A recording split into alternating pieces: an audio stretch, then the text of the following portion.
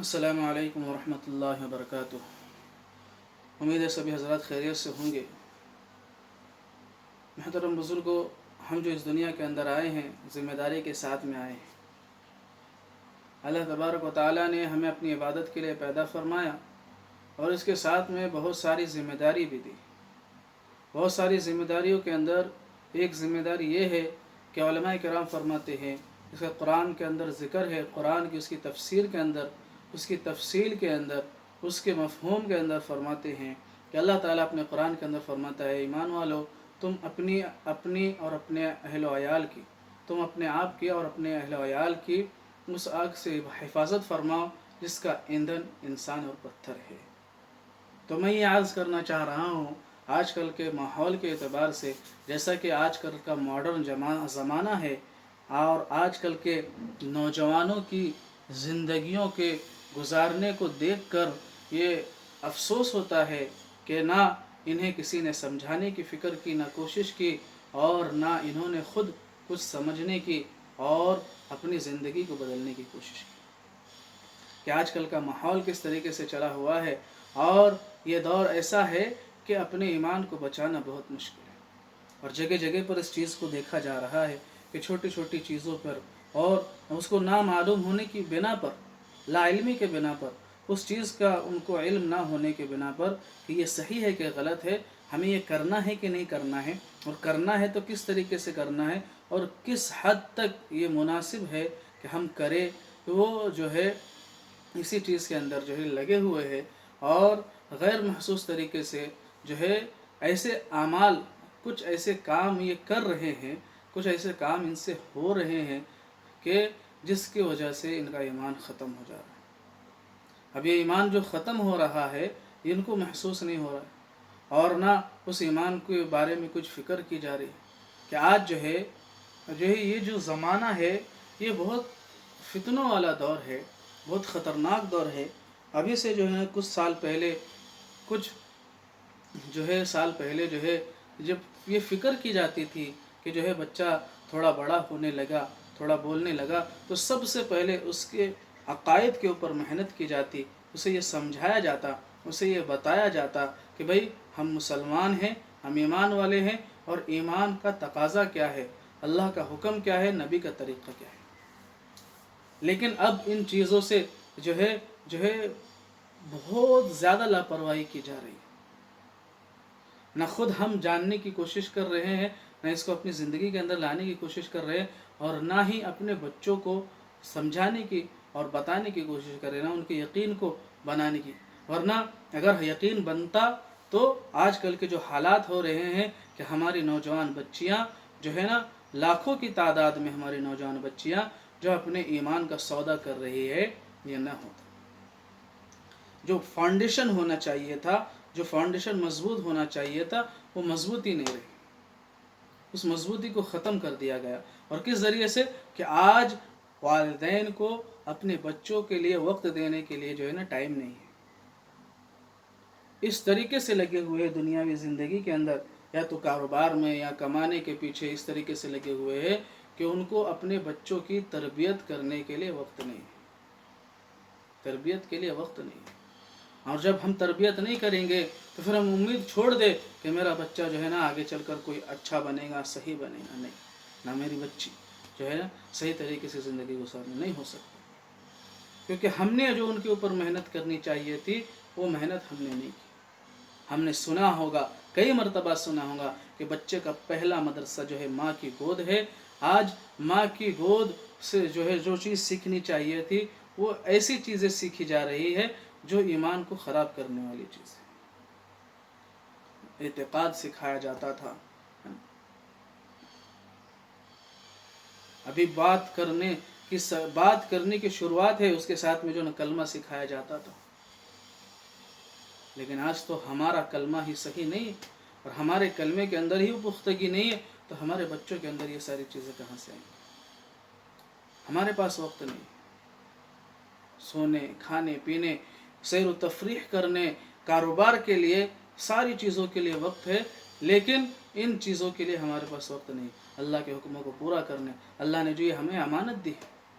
یہ بچے امانت ہے، ان کی یقین کو بنانا، ان کے اعتقاد کو بنانا، اللہ کی پاکی، اللہ کی توحید، اللہ کی وحدانیت کو ان کے سامنے بیان کرنا، یہ ہماری ذمہ داری ہے۔ ہم یہ سوچ لیں گے کہ کچھ نہیں، کہ اس شروعات کے اندر کچھ بھی سیکھیں گا، بعد میں جب جو ہے بڑا ہو گیا اور کچھ پڑھنے نہیں آتا اور کچھ لکھنے نہیں آتا اور کچھ سمجھ میں نہیں آتا، تو اب اس کو یہاں بھیج دیں گے تو کچھ فائدہ ہو جائے گا، وہاں بھیج دیں گے۔ ہوتا ہے تھوڑا بہت فائدہ ہوتا ہے، لیکن اعتقاد کا پکا جو فاؤنڈیشن ہے، وہ مضبوطی وہ شروعات کے دور میں ہی، جب بچے کو سمجھ آنی شروع ہوتی ہے، اس دور میں جو فاؤنڈیشن بنتا ہے وہی اصل رہتا ہے۔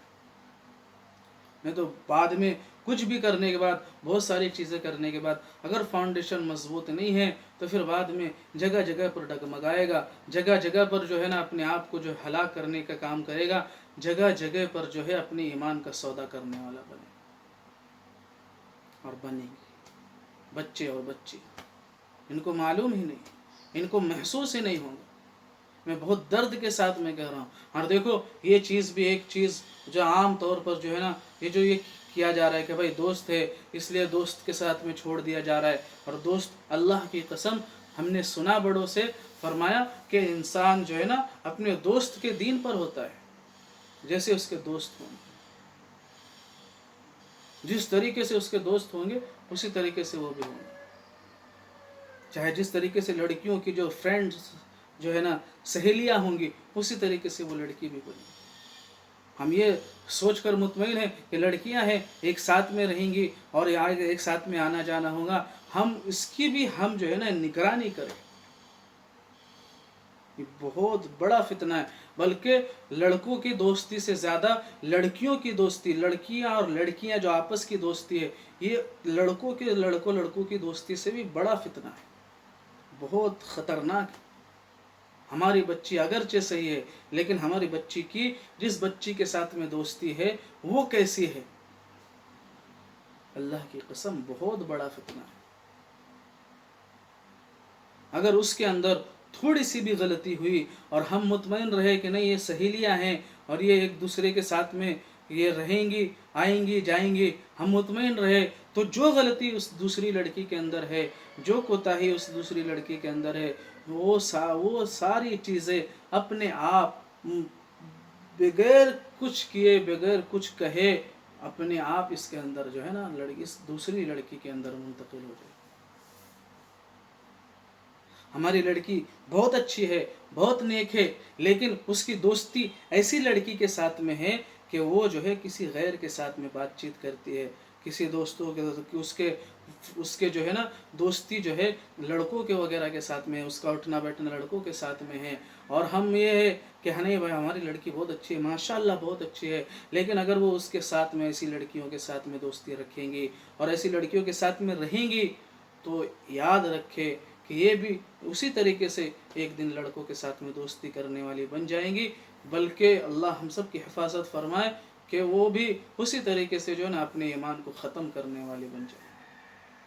ہم ان چیزوں کی فکر کریں۔ والدین کی ذمہ داری ہے کہ اپنے بچوں کی پوری نگرانی کرے، ہر ایک اعتبار سے نگرانی کرے، اور خاص طور سے اگر ہم نے اپنے بچوں کو موبائل دیا ہے، جیسے کہ آج کل کے دور کے اندر پڑھائی کے لیے ہم موبائل دیتے ہیں، تو موبائل بھی شرائط کے ساتھ میں ہو،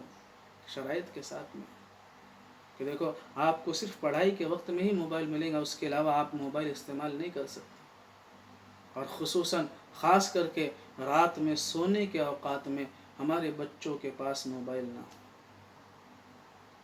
یہ بہت بڑی خطرناک سازش اور فتنہ ہے۔ اگر تھوڑی سی بھی چسک لگ گئی، تھوڑا سا بھی اس کی لت لگ گئی، تو اللہ کی قسم ہم روتے پھریں گے اور کچھ نہیں ہوگا، کچھ نہیں ہوگا۔ میں درد کے ساتھ میں آپ حضرات کے ساتھ میں عرض کر رہا ہوں، کسی بھی اعتبار سے ہو، کسی بھی لائن سے ہو، اسکول کے لائن سے ہو، مکاتب کے لائن سے ہو، کسی بھی لائن سے ہو، ہم اس کی فکر کریں، ہم خود اس کی فکر کریں، ہم کوشش کریں۔ اگر ہمارے بچے تھوڑے بڑے ہیں، ہماری بچیاں تھوڑے بڑی ہیں، تو ہم اس کی فکر کریں۔ اس کی پڑھائی ہو چکی ہے تو اس کو بس کر دیں، کوئی ضروری نہیں۔ اس فتنے سے تو کم اچھا ہے کہ وہ گھر میں بیٹھے، ورنہ یاد رکھے پچھتاوے کے سوا کچھ کام نہیں آئے گا، کچھ کام نہیں آئے گا۔ اور ان کے ایمان کو بنانے کی فکر کرے، خاص کر کے جو ہے اپنی بچیوں کی بہت زیادہ فکر کرے۔ بس یہی آپ حضرات کے سامنے عرض کرنا تھا۔ اللہ تعالیٰ عمل کی توفیق عطا فرمائے۔ وآخر دعوانا الحمد للہ رب العالمین۔